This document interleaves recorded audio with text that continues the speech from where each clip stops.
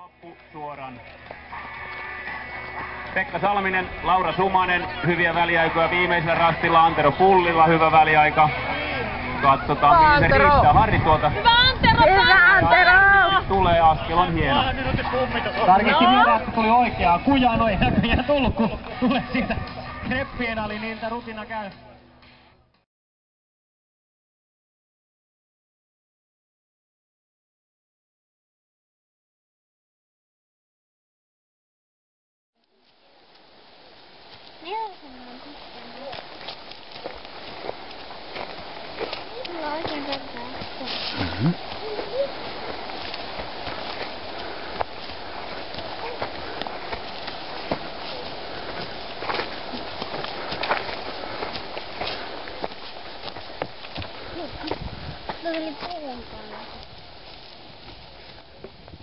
Seuraavaksi tulosta. Katos level.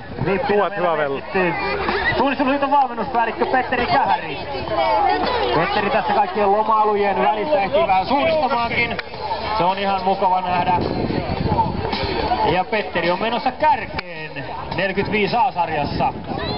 Kevyen näköisesti Tampereen Pyrinnön asussa Petteri Kurvasee tähän meidän silmiemme eteen. Tuukka Jurvakainen, Antti Rantanen, Jere Sipponen, Markus Räsänen, Tommi Oksanen ja Christian Grönberg on tuo 10 kärki. Ensimmäisen ja 10 miehen eroa 3-30. Tuosta MP Loukkalahdesta voin lyhyen jutun kuunnella. Oli sotimassa, tai siis sotilaina varuskunnassa Iisalossa ja molemmat MP Loukkalahti alokkaita.